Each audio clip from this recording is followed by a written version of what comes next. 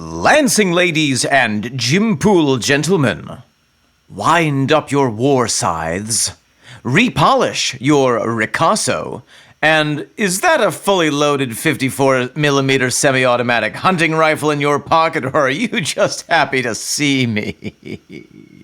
Because, ladies and gentlemen, it is time to let slip the dogs of Talk to Me.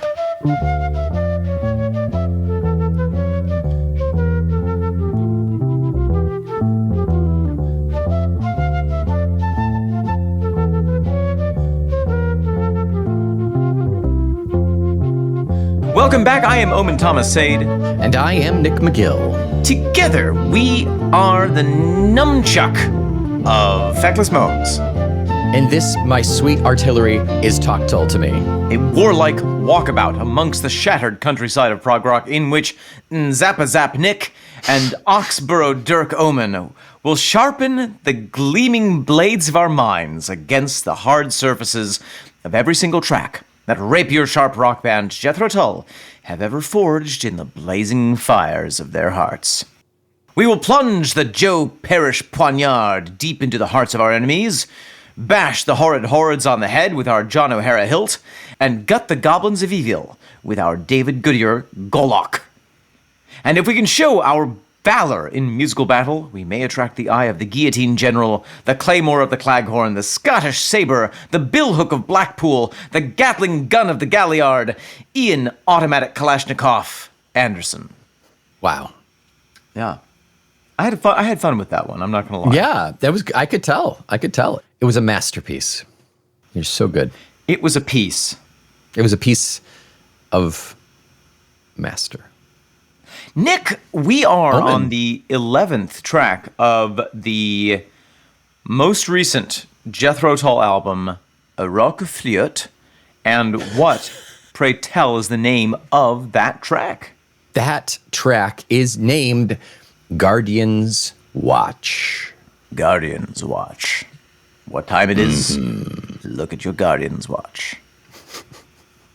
Sounds like a really bad television show from the 60s. Guardian's Watch. Yeah. Watch as they assemble. Ah. Watch them do this. There's a spin-off, Guardian's Wash. They say, remember, kids, it's time to wash your hands. 30 seconds can save you days worth of sickness. Just listen to what Scrubby says. Hi, boys and girls. Shut up, Scrubby. Anyway. Nick, shall we take a listen to Guardian's Watch? Yeah. No need for preamble. Let's jump right into this baby. Track number 11, Guardian's Watch. The Nzapazap, for those of you curious. Oh, please tell me. I laughed at that word. It's a traditional weapon from some of the peoples of the Congo area in Africa, and it is a ceremonial, largely ceremonial axe or hatchet, which has a very intricate, interesting-looking blade. Try and guess how it's spelled, and then look it up. And then succumb to madness.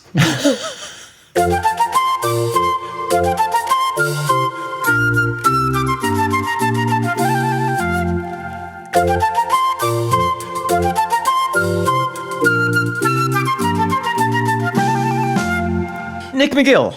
Merciful Christmas. That was the Guardian's Watch, Omen. So fascinating this song is to me. Utterly fascinating, this song. I will say that this is my favorite song off of the Zealot Gene. I was going to say it belongs on a Christmas album, but yeah, that works too. Yes, that intro is so Christmassy. I had the same thought when I first heard it. Yeah. But to me, this song is it's so emblematic, or it encapsulates so well that theme that we talked about so much with the Zealot Gene of the dark in the light and the light in the dark. Oh, sure. The kind of yin and yang of the biblical story. Even more so, I think, than Cornucopia did sonically. Yes. This one, they blend better together. Cornucopia is like light and then dark. It's like looking at an Oreo. You see those different layers, whereas this is like, this is a Ben & Jerry's ice cream where you're eating, and then you get a chunk of peanut butter with your vanilla, and then you get, oh, look, there's a chocolate swirl in that one, you know? Nick hasn't had his dinner and is hungry. Yeah, it to me it's the theme of good and evil, or it's the theme of conflict in almost a Tolkien-esque way, which is, Tolkien, a lot of his imagery and characters and societies that he created were derivative of Norse culture, so it makes sense. Right. I think it's less binary too. I think we don't, particularly in reference to that Norse story, like who are the good guys here really? Right. It's less a story of good and evil and more a story of the dominant forces against the subdominant forces. And they're just going to beat the hell out of each other. And beat they do. That they do. Beat it! Beat it! Open up your mouth and feed it. I think that may have been the Weird Al version of that I believe song. that was, yeah. Just eat it, open up your mouth and feed it. What I find so fascinating about this song is that the thing that everybody knows about Norse mythology, anybody who knows anything about Norse mythology knows that the conclusion of the story is Ragnarok. Right. Everybody dies, everybody kills each other. And so when you're getting to this last song that you know is about Ragnarok, and you hear, it's like, wait, what? Yeah. What happened It's here? like a Renaissance dance almost.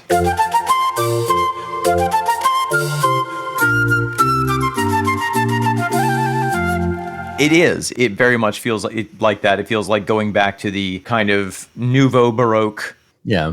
pseudo-Renaissance-y style that we heard back in Songs from the Wood or that era of Tull, which is delightful. I always love hearing that. Yeah. Down to the steel guitar being played in a lute-like way, or perhaps it's a organ on a harpsichord setting. Yeah. Something kind of tinkly there in the background. Absolutely, yeah. It's peculiar. It's another instance of just like Cornucopia, and this one is tied at the top for me with Cornucopia sonically. They're both phenomenal songs, but just like that one, when I first heard it, I was like, "Oh, is this one going to be an instrumental?" Yeah. And then even though that light bit is a lot shorter than Cornucopia was, I still felt that. It only lasts about 30 seconds, but it's a very long, lulling, comfortable 30 seconds, and then drops you into it. The guardian stands above the plain. That switch is so beautiful. And for me, I often think of Tull in terms of cinema. And Ian has said he said in an interview at some point that he kind of approaches songwriting from a painting point of view, from a painterly point of view. Right. And so I always am trying to think, well, what's the frame? Is this a landscape? Is this a portrait?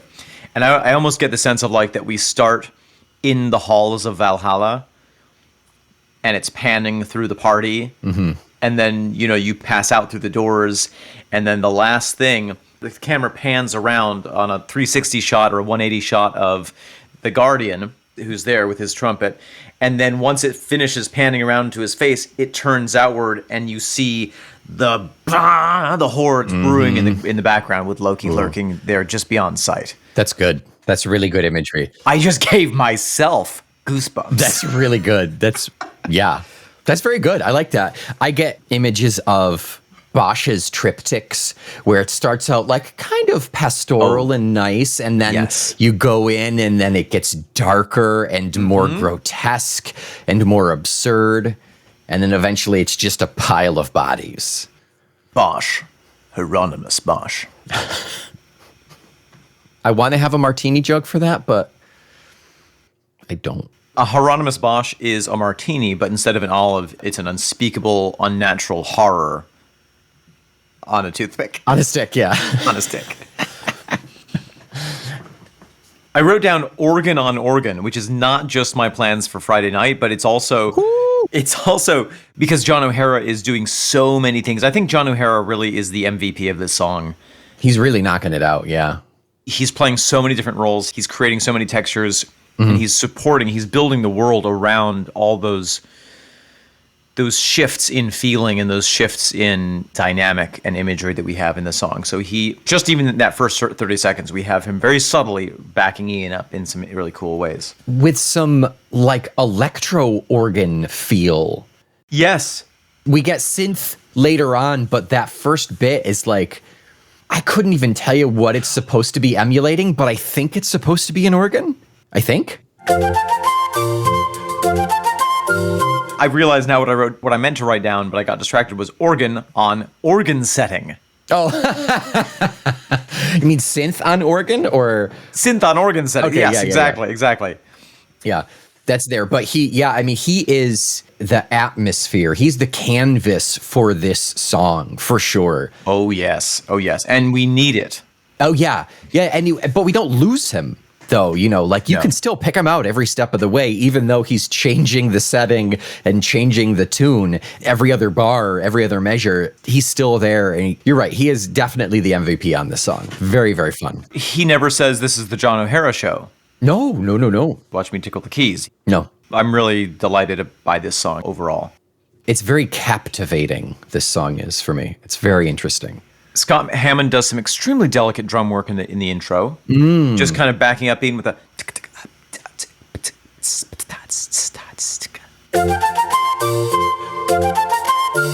He also, a little less than our synth, but he also, all throughout, his drums are strong. They're solid. They're unique. At no point am I bored with the drums. If I can pull them out, they're very enjoyable.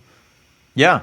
Everybody, David Goodyear is providing the heaviness when needed, when we switch over to the darkness. The guardian stands above the plain. And as we were trying to work out, after listening to the song, and there are musical references to at least 2 other, and I think 3 other, songs from this album. Yeah. And that is something that I don't think that we have had before in Tull in such a blatant way, or in such a direct way. And I frickin' love it. It's like a reverse overture. It's like a megamix at the end of... It's like any classical music or opera where you reincorporate a theme from a previous section into something at the end. It's beautiful. And you get the sense that everybody that we've talked about, everybody's here. Duking it out. Right, yeah. We've had these fun little tongue-in-cheek lyrical references in the past where it's like, oh, he's talking about living in the past. It's if you don't know the song, you wouldn't know if you don't know. Maybe her attention is drawn by Aqualung. Exactly. Yeah. But this uses musical themes from the songs that we've heard on this album as that final piece of the coming together, like you said. Penultimate. The penultimate. It feels like the epic ending, though. The last you're right. bit is kind of the zoom out. Yeah, we have the addendum, or we have the postscript. It's the bookend. It's the Grecian chorus or the Norse chorus wrapping things up with Unir Birna. For never was a tale of more woe than that of Juliet and her Romeo. Yeah, exactly. Yeah. Yeah. So what are our references here? What did we find? So you picked out that the perfect one is referenced. Right at 35, right as that light bit ends and Ian starts to sing. Da, da, da, da, da, da. It's a darker, dare I say, heavier version of the perfect one. I think it's down a little bit. It might be minor versus major, but it's a lot darker than the perfect one. He smiles, beguiles, and occupies a perfect, placid, sacred space. The guardian stands above the plain, surveys the path to Rainbow Bridge. Which is pretty darn nice because we start the lyrics with that song. And really the final straw that broke the camel's back was the incident with the perfect one. It's what set the events into motion. Yeah. Brilliantly referenced in a subtle way. Yeah. At about 150, we have the theme from The Feathered Consort.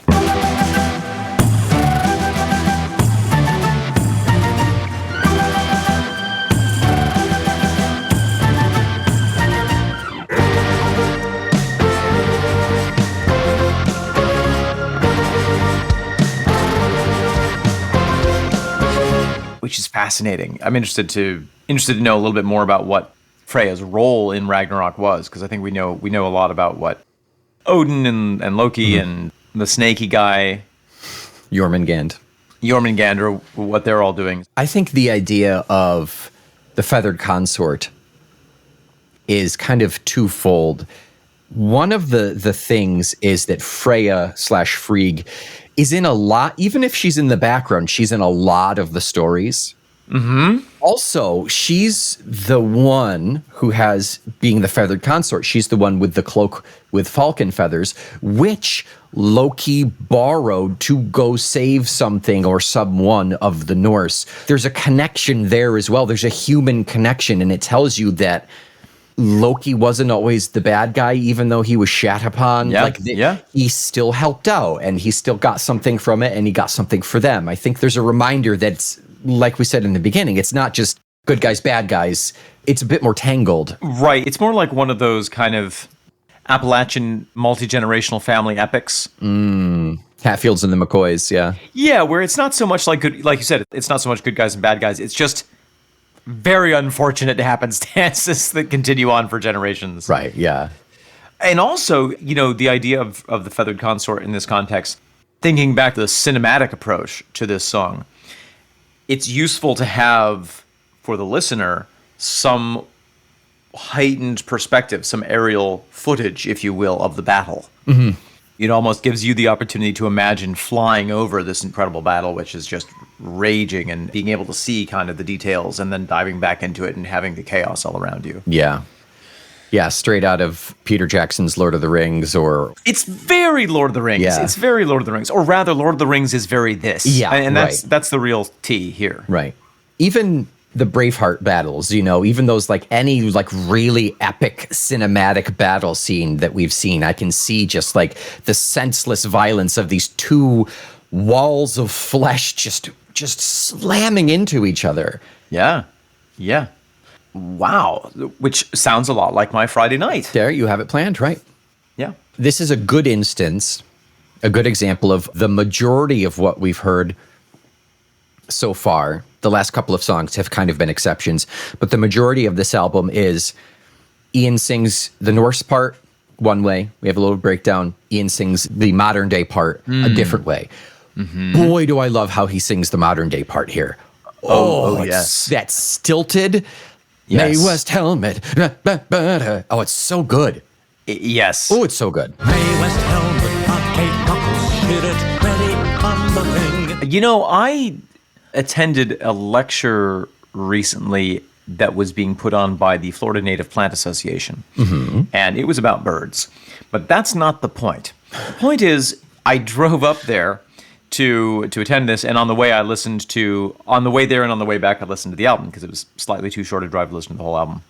And this is an album that because I kind of realized while we were talking about the last song, the most recent song, when we were talking about the Navigators, that I hadn't listened to this album too much as a whole piece. Right. Yeah, likewise. And I wish I could tell you that I had some big revelation about it.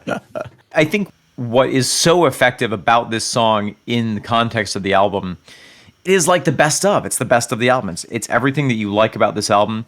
And what I really got a sense of more than anything else from listening to it as a whole was that all those different pentameters, those different poetical styles.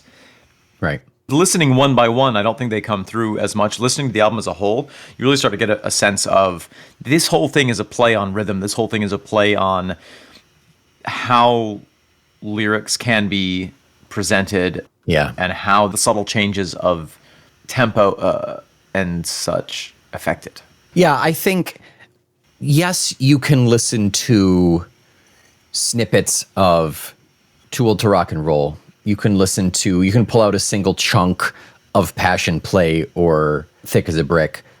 But is it advised? Not really. I think you should listen to the whole thing. And I feel like this kind of falls into that. Zealot Gene was also really solid concept, but I feel like you can pull those pieces out and listen to them, and you're not missing anything story-wise. You've got your own solid little bits, and sonically they sound cohesive. This, I feel like these pieces, and it may be because it's still too early, but I feel like these pieces fit far better together as a whole. I think that perhaps the takeaway is that Jethro Tull and the way that Ian writes historically are more contextual than a lot of other bands. If you listen to an album of The Cars, it almost gets annoying because each song is such a banger that stands so well on its own. It's like, and now the Cars are going to do that amazing thing that they do. Whoopee! I love the Cars. I love listening to them, but I can't listen to too much at the same time. Right. Or I can't listen to too many songs one after the other. Because there's very little difference in tempo. There's very little difference in sound. Right. It's just... Whap, wham. Yeah, you got to put them in a new wave mix. Exactly. And then it's okay, yeah. But Jethro Tull, it is enhanced by listening to it in situ, in the place in the album that it is. Yes, yeah, agreed. I think that part of the reason that I stopped listening to Tull for a period of years had to do with the technology that I was listening to it with. Because, you know, with the advent of streaming, you can listen to any single song. So what I ended up doing was saying, play me Jethro Tull. And it would start playing random songs from random albums. And I was like, I don't know. Yeah. I'm just not into this.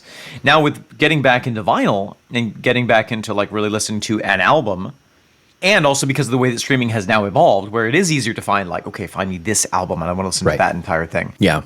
It's a better listening experience for Tull. There was a dark time for the art of music, I think probably like right around when we were in college, when they were trying to come out with good portable music technology, when they were trying to come up with figuring out a way to not have to carry an actual like medium with you, you know, a cassette, a CD, whatever. Yeah.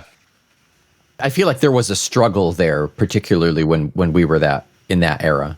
I want to identify the exact moment, which is when computers started coming without CD drives built into them. Because when the iPod first came out and when the first smartphones came out, you could take all your CDs, burn them off your computer and put them on your phone, put them on your iPod. Yeah. Great. Then you have the whole album there.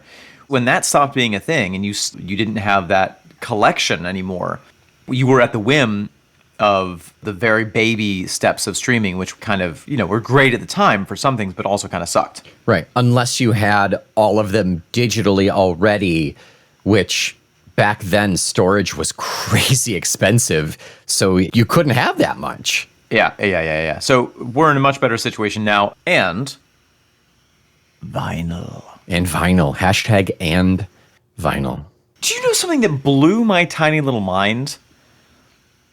This summer, I was, as you may know, in Buffalo, New York, doing a Shakespeare show. I heard. And they had summer interns for the show. Right. And they were 14 to 16-year-old young people. And I did speak to some of them at times out of necessity. And one of the other actors was like, oh yeah, I ran into such and such, this 15-year-old, young person at the record shop. And I turned to the 15-year-old and I was like, what in the hell were you doing at a record shop? And she was like, well, I love vinyl because the sound quality is so much better than listening on a digital format. I was like, what? Who told you about vinyl? Yeah. What is this? And I was like, do you have a record player? And she was like, yes, I do. And I really like listening to music on vinyl. And I was like, okay, cool. The Gen Z has already figured it out. Oh, yeah. We walked so they could run. Our generation was getting back into vinyl thanks to our parents. Our generation was getting back into vinyl and therefore necessitating that modern bands start putting out vinyl before these kids were buying their own albums. And now vinyl is mainstream again. It's not even like a question. That was the gag for me was, yeah. Oh my God, it's so mainstream that literally the cool kids. Yeah. But studies have shown it does not sound any better. It's literally the experience. It is the experience of vinyl. And ultimately, is that not what matters? Exactly. No, I'm not complaining. I think it 100% is. You just have one of those voices that always... always just bitching. This salad is very good. I love it. Did you know that croutons are fattening? What's wrong, Mom? What's wrong? No, nothing. It's beautiful. I'm having a great time. I don't regret leaving the home at all. My mother is Dr. Girlfriend from Venture Brothers, as referenced last week. Yes. Some final things sonically, musically. That final instrumental break after we get the end of the Ian bits, the modern day bits, we get into that instrumental break and we get a great little acoustic. It doesn't last the whole way, but it's really nice. It's really nice. He kind of runs up and down with it.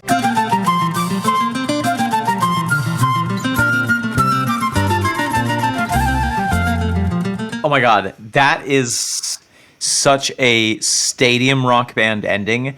Bow, bow, bow. It's so satisfying.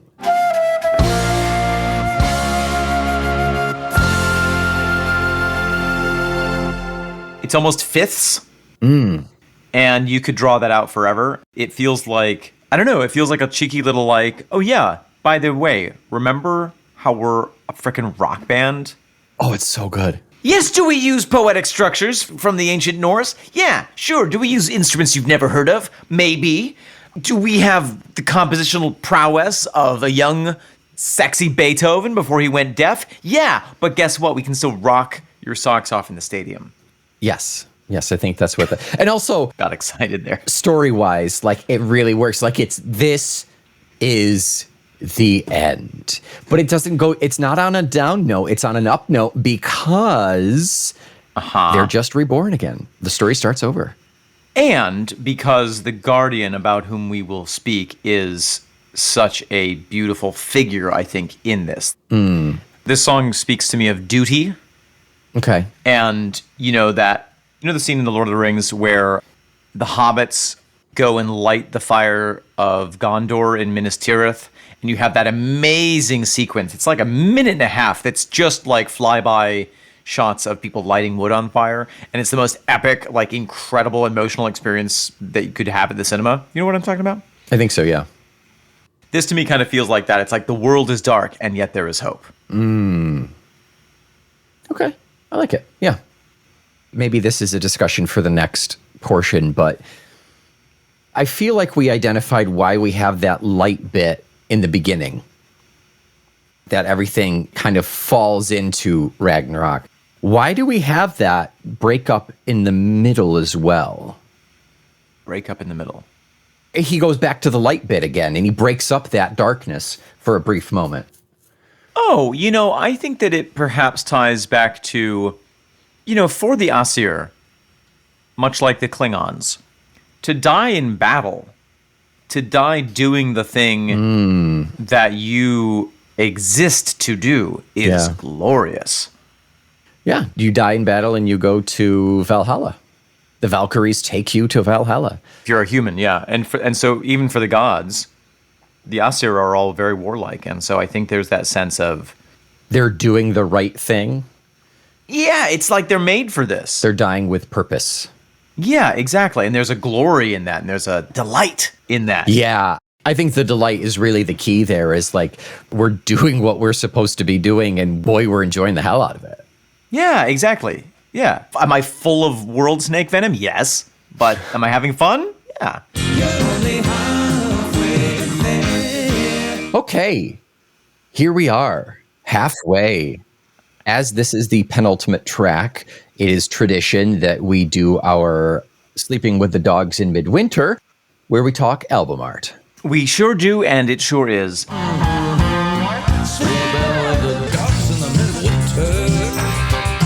And here we go. Not much to talk about. Actually, even less than you would think. Everybody knows the clip art dude with the flute. Yep. On the rock background with a nice serifed font, which if you were carving into rock, you probably wouldn't serif. Just a thought. Now, hold on here. Actually, you might serif it because, yes, it'd be more work, but it would also stand out more. If you're going to carve it into rock, you may as well put serifs in. Not to challenge your non-serifed idea, but I do notice a lot of fonts that are carved have those bits at the end, and I think it's to kind of line everything up nicely. Are you talking about like modern day? No, I am not. Okay. We'll ask our anthropological friends here. So we've got Jethro Tull on the top and Röckflöte on the bottom. It is pretty standard. On the back, we've got the dark version of that stone background with a bigger version of our horned flautist standing on one leg. Mm-hmm. In the middle, by gummy, we've got the full lineup. On the left-hand side is Ian using his mind to kill people. Wearing a very nice vest. Very nice Asian dragon-y vest. Yeah, looking very healthy. On the right-hand side, we've got the rest of the crew. Right there. Yeah, nice portraits. The only one I can identify is JPJ because he's a baby. he's the young one, and that's it. And the artwork concept is credited to Ian and James Anderson. Love that. And the artwork layout and design is Thomas Ewerhard, who did the Zealot Gene. Let's talk about that red horned flute figure there for a second. It is obviously it's a reference to Ian standing on one leg, as he is iconically known for. Interesting addition of the horns. Any thoughts on that?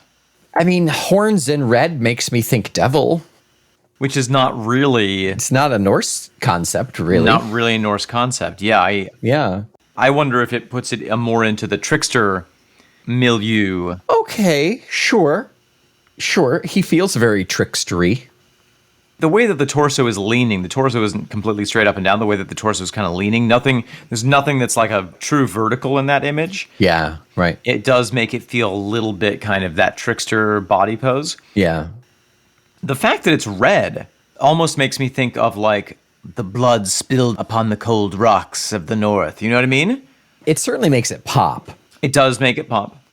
I'll give you that. But yeah, I mean, but think about all of those cave paintings that, what is it, ochre? Yeah. You know, that red, that they would do the reverse handprints and things like that and draw the bison and the things that they hunted, you know? Yeah. Yeah, I mean, I think that's kind of what that is supposed to be close to. But again, the red and horns is, I mean, it's hard not to think devil there. But again, that just doesn't fit. It's interesting. It's fun. It's playful and it is intriguing. I do love that you brought up the angles. He's clearly leaning into it. There's movement in this picture. There's motion in it. And it's very satisfying as opposed to just a rigid figure standing. Speaking of the cave paintings and petroglyphs and that ancient art form, this figure does have a little junk in the trunk.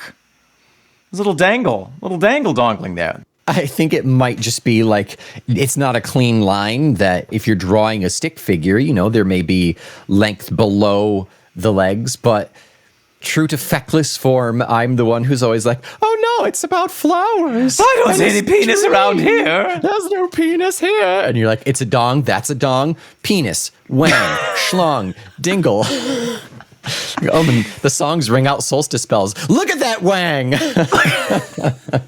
More like ring out solstice balls. No, but in that art form, there is a big genitalia often feature prominently in that ancient art, in those ancient art forms, because it was a big see it, say it, sorted. I like that Ian is saying that there's still warmth in that old sporan. There's warmth in that old sporan that they placed upon his head. Wow. When they began to dance around. That's Frosty the Snow Scotsman? It's Frosty the Scotsman. Frosty the Scotsman. Well, yeah, anything else to say about the artwork? I mean, pretty straightforward. The visual artwork. Yeah, not a whole lot going there. Thomas Ewerhard from last album, rather. He did Zealot Gene. He's pretty much a go-to guy for pretty badass death scary metal. And he seemed to make an exception for Jethro Tull. Maybe that was in his contract. He's like, I'll do it as long as I can put horns on something. Yeah, right. They had to acquiesce to that, yeah. Right. Gordian's Warch. Nick, let's hear the blurb that Ian has provided for us regarding this song, because I know we are talking about a specific figure, and I don't have it off the top of my head, although I'm gonna place bets on Heimdall. Correct. However, tell me what you can see. Heimdall, Guardian's Horn. Yeah, wait a minute. Yeah. The song is called Guardian's Horn? That must have been the song title before Guardian's Watch, and they never changed it in the track outline. That is fascinating, and I wonder, it'd be interesting to see like if in the first printing of the vinyl, it's Guardian's Horn, and therefore maybe you have a very valuable print of it. Do you think there will be a second print of this vinyl? Absolutely. Oh, absolutely, I do. I think that's very, very positive. I was just telling you how the 15-year-olds are all into vinyl, and as soon as they find out about Jethro Tull, it's over. It's over. There's not going to be enough vinyl in the world to keep printing them out. Ian will never stop. Maybe then they'll re-release all the others too that they're missing. Could be. That's nice. So this is Heimdall. Heimdall, the ever-vigilant guardian of the gods' stronghold Asgard. Here he watches and listens, holding at the ready his Gjallarhorn, or resounding horn, Yes. which he blows when intruders are approaching. And there are lyric references in here, which we'll get to when we get to the modern day. So I just love that instead of the song being called Ragnarok, and it's a song about this person stabbed this person and this person crushed him and he was killed by what's-his-face and he bit him in half. Like, that's what I was expecting. I think that's all what we were expecting. It's like the biblical he begot him and he begot him instead of he slew him. Slaying. Yeah. The slayings. I just love that the imagery is literally the calm before the storm. Literally this image of Heimdall standing ready. Oh, I love it so much. And I've always loved that image just in general. It fits with the rest of the album because every song represents a person, Yes. not necessarily an event. So it really does fit. And it's interesting. You don't necessarily think of Heimdall as being one of the really badass, amazing, top tier Norse gods. First draft pick. He seems like tertiary, but I mean, his job is really important, and the Aesir would certainly have been caught off guard had they not had Heimdall there to blow the Gjallarhorn. And again, it's going back to that sense of you have a very specific job and you are very well suited to that job. I love this line about he hears the sound of grass a-growing. I pulled that out too. I love that. Here's the sound of grass a-growing. You could say, oh, that's quite poetic. But actually, grass does make a sound when it grows. They've done these recordings of plants growing, and they do make these little fascinating little sounds. Whoa! Wee! Wee! It's a me, Gracio! So, the fact that this is in the traditional, this is in the Edda section, and I imagine that was a feature of his character. Yeah. And the fact that that is a real thing that he could hear. If you had hearing good enough, you could hear the sound of grass growing. Right, yeah. This is strange. In order to be as ever vigilant and potent a watch as he is, he needs that perception. Senses keen, a quiet etude. Yeah. Keen-eyed stares toward the middle world from high upon the castle ridge. Keen-eyed stares towards middle world from high upon the castle ridge. Yeah, the imagery here is really nice. Really, really nice. So he stands at the foot of the Bifrost. Yes. The Guardian stands above the plain, surveys the path to Rainbow Bridge, the Bifrost. Guardian stands above the plain, surveys the path to Rainbow Bridge. And actually, I think in the Marvel universe, in the Thor films, we have Heimdall portrayed by Idris Elba. Elba? Oh, yeah. Right. Yeah. As a blind Heimdall, which is very interesting. He controls where Bifrost lands. He can control where it shoots them. Yeah. Right. It's a bit of a fantasy on... Yes. Yeah. But it's great. He's he's the gatekeeper. Yeah. They imagine Bifrost less as a bridge exactly and more of a portal to all these various places. Right. With trumpet drawn, Gjallarhorn, to warn of first approach of those who might intrude. Yeah. He hears the sound of grass a-growing, senses keen a quiet etude. With trumpets drawn to warn of first approach of those who might intrude. He hears the sound of grass a-growing, senses keen a quiet etude. What's an etude, Omen? It means study. Étudier is French for to study, and an étude is a study, as in an exercise on an instrument that is written to challenge you in a certain way is an étude. A study, if you're saying, oh, I'm doing a painting étude, you're doing a study of a certain thing by doing it. His study is just listening and watching. Yeah. I love how focused, it's so often we get these gods that seem composite. Yeah. And it's like, oh, she's the god of war, owls, hangnails. Slightly burnt tarts. Right, exactly. And also love. Oh, yeah. And it's like Heimdall has one thing that he does. It's very, very clear. Yeah. He watches the Bifrost, and that's it. He almost doesn't feel like a god, you know? I mean, you're right. He's not in the same. I can understand your feeling that he's not on the same level as Thor or somebody like that. But I think that gods come in different shapes and sizes. Oh, sure. Every god is beautiful. We love all gods. Yeah. All gods matter. Yeah. Before the giants come to call, the rage of final battle locked with flaming sword and serpent venom, Revelation Ragnarok. Before the giants come to call, the rage of final battle walked with flaming sword and serpent venom. Revelation Ragnarok. Love that line. So dynamically written with just the sounds of the syllables. Yeah. The soundables. The giants always in conflict with the Norse gods. Right. Loki's bosom buddies with them. Basically, he joins them in their army to end it all. And he gets an army made from skeletons. His ship is made of dead men's fingernails. Fingernails. Yeah. He has an army of the dead that he's bringing along with him. Nice. Like you said, it does feel like, oh yeah, every once in a while there are going to be giant raids that come up the Bifrost, and Heimdall is there to warn everybody, and they have a jolly good time killing, beating back the giants. That's an important note. Is like Thor loves to kill giants. Yes. Loves. The only thing he loves a little bit more is probably drinking, but they're close. Porque no los dos. Why not both?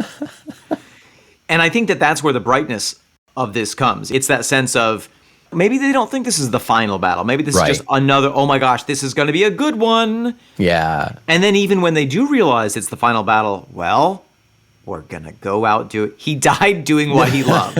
Killing giants. Killing giants.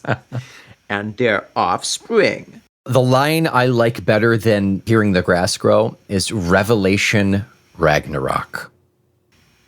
Yes. Tell me a bit of why you like it. I think it's twofold. I think it's, like you said, maybe they didn't think that it was the end, the final fight at first. They're like, oh yeah, let's go kick some giants' asses. And then they see Jormungand, and then they see Loki, and then they see Hel, and all of these things. And then they're like, oh shit, this is it. You see Thor go down. You're like, oh, wait a minute. Yeah. Well, and it's important to remember not only the revelation of, oh, wait a minute, this is different, but the revelation of this is what the vulva prophesied. Yeah. This is it. We all know this story, yeah, but we don't necessarily know as it's happening that it's Ragnarok until. Yeah. And also, the book of Revelation is the end of the world. Yeah. Yes. And that's what Ragnarok is. Yep. Love it. Love it. Yeah. Very good. Very, very good. And how does Heimdall fare during Ragnarok? I think he gets killed. By? Loki? They kill each other, yeah. Loki? Oh, okay. So you're saying he's a C-lister. If he kills Loki? But he's badass, yeah. Wow. That's more impressive to me than killing Jormungand. Killing that squirrely son of a bitch Loki. Yeah. Yeah. That's like nailing fog to a wall. All right, Granddad. That's such an old man statement. I love it, though. It's really good. It's like rinsing the white off of a grain of rice. I can't say the other old bad version of that. Yeah, that feels like it can't be good. No.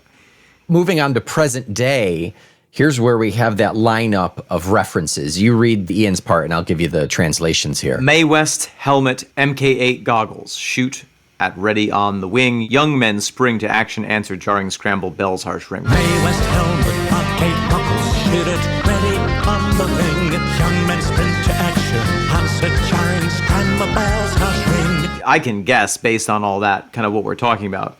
Gear up, climbing, Merlin rolling, bandits 1-5 sounds the cry, chime of destiny sends aloft, virgin guardians of the sky. Gear up, climbing, Merlin roaring, bandits 1-5 sounds the cry. Chime of destiny sends aloft,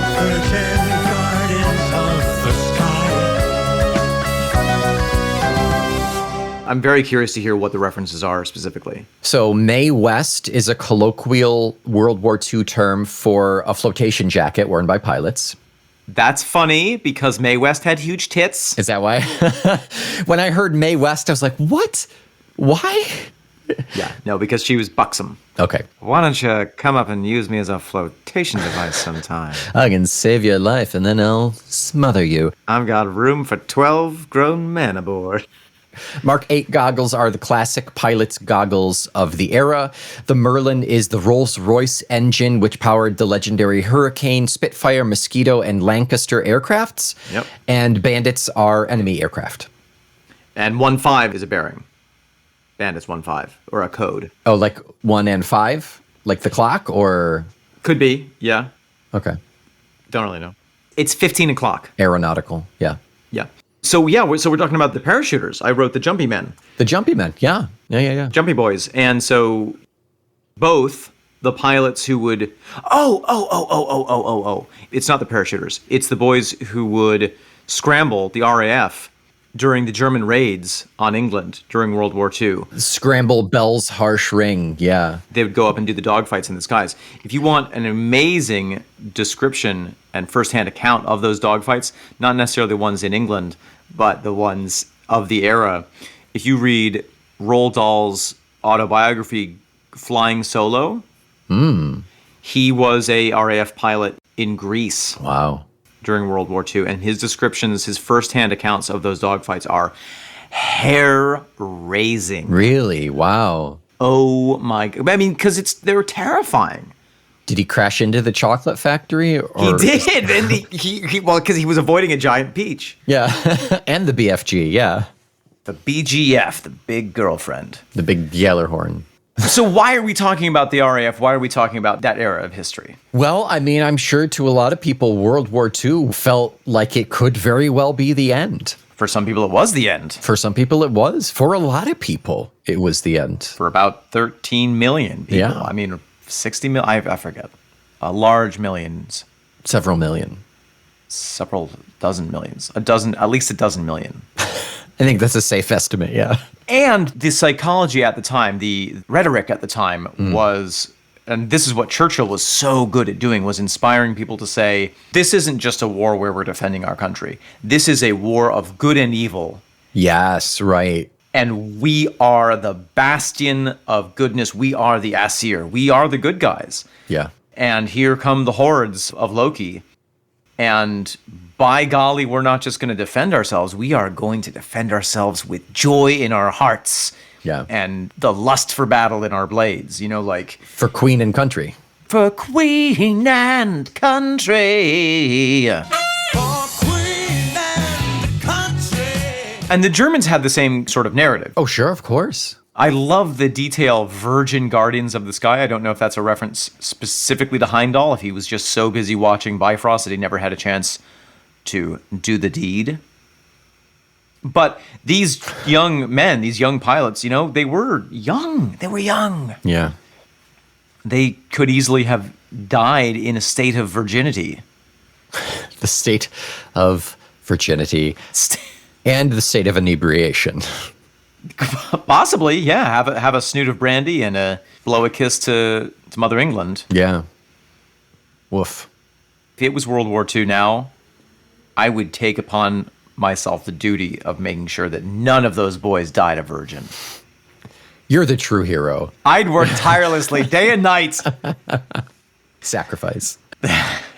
Yeah, interesting. It's very interesting. Like, he could have, having referenced Putin already, I feel like he could probably very easily have put the Ukraine-Russia thing in here, but he did go back to World War II.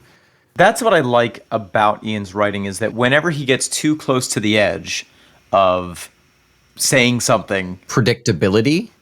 yeah, he takes it back. And I think that, you know, again, I do feel like all of this album is his personal relationship to these myths. Right. And so for him, what is the most evident, what is the most illuminated tie-in to Heimdall and Ragnarok was those stories of World War II. Yeah. The ever-readiness of the RAF. And specifically, the air raid sirens and that those early warning systems and that relationship to the Horn of Heimdall. And Ian was born 2 years after World War II ended, so he would have grown up with people. He would have had teachers who were in the war. He would have heard stories secondhand. It would be full on in his scope of knowledge. They would have still been rebuilding. Oh, sure, yeah. Literally the infrastructure of England when he was a boy. He would have seen the bombed out craters. For him, it would have been like waking up on a green field and golden chess pieces and seeing all these helmets and swords lying around. Yeah, right. When the cycle begins again, the Ragnarok has ended, the cycle starts again, and he is now a part of it. And maybe that is now where in his later years he's seeing the beasts raise their heads up again and sort of feeling like, well, maybe this is another cycle of destruction. This looks familiar. This looks familiar. I read an article the other day. There was a fencing competition, and the Ukrainian fencer refused to shake the hand of the Russian fencer. And the article was like, I cannot believe they broke tradition, taking politics into it. They would break tradition of always shaking the hands of your opponent. Wow. It's like, when you stop bombing my country, I will start shaking your hand. How about that? Oof. Yeah. Yeah.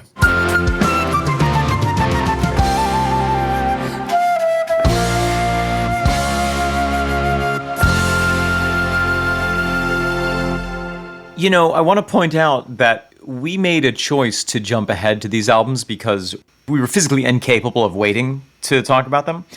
But it is a different experience talking about an album that we have just gotten our paws on versus an album that we've been sitting with for more than a decade. Yeah. And, you know, we might have to return to this album at some point after having sat with it for a few years. And it'll be interesting to kind of see how does each listener's relationship with this album develop, you know, after years and years of listening to it? Because that's, I mean, for me, I do feel like Tull is one of those bands that it just gets better the more that you listen. It ages very well. It does. It ages like a fine cheese. It's fine cheese wine. And putting it in context, you know, there's always that level of, well, I've listened to this for a year, and now this new album comes out. This new album is not completely independent. I can't listen to it hermetically sealed. And now I can't listen to Zealot Gene unaffected by this album. It's all a continuum. It's the Tull continuum. And who knows, in 5 years when we revisit this album, how How it's going to be affected by Album X. the next 30 albums, yeah. The next 30 albums that Ian will be putting out this coming month, one per day. One per day. Yep. One full release per day. Yep. I try to do that too.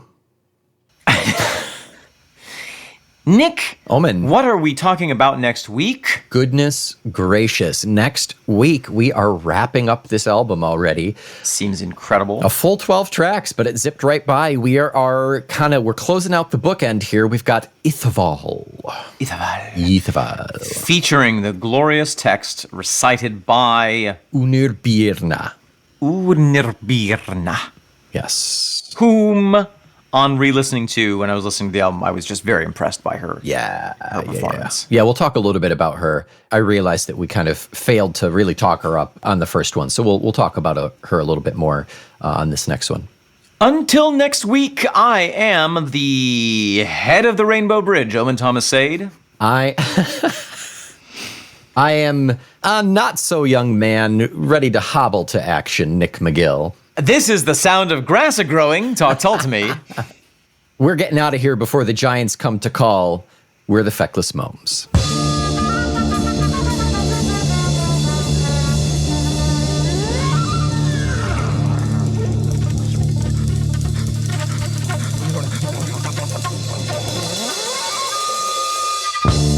Ooh, another horn of mead, say I. Oh, I've lost count of how many horns I have drunk.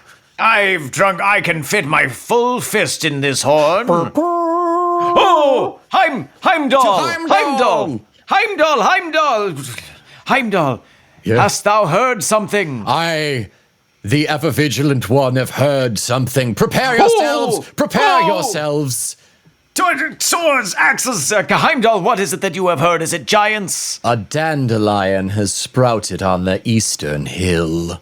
Oh, Heimdall. Heimdall, come on. What are we talked about this? All right. All right, back to drinking, everybody. All right. Back to drinking. I think I was winning the drinking contest. I think I'm Pass me ready. another sausage and give me more mead. Sausage mead for everyone. Oh, to Heimdall! Heimdall, what Yes? is it that you have heard this time? Prepare yourselves. Brace yourselves, friends, compatriots. What is it that... There's a butterfly on the dandelion on the eastern hill. Heimdall. Heimdall, come on. That's not in the book. We were gave you a book drinking. of things that you should actually blow the horn for. That's not even in there. That's not. I appreciate your vigilance, but come on, let's be reasonable here. Heimdall, do you want to come in and have a couple Who of... will watch? All right. Who will hear? All right, back to the feast, everybody. All Back to the right, feast. All right. Was that my sausage? Is that I think it's at this point. anyone's sausage, really? Bring us another roasted boar, and I will show you how much mead I can fit down my gullet. Watch, I will stand upon my head on this mead horn. Oh no, I toppled over. Heimdall, what is it you have heard this time? My axe is keen for to kill a giant, maybe. Prepare yourselves, brethren. I have heard Yes. a podcast. Oh, a new threat! A new threat! We shall kill it! From across the rainbow bridge, I hear tale of the feckless gnomes. Oh. Their podcast talk told to me. Surely they're not a proud member of anything. Clearly they are. I can hear that they are, in fact, a proud member of the Feckless Gnomes audio network. Oh, to war! A sword day, an axe day, a wolf day! A perfect day to subscribe!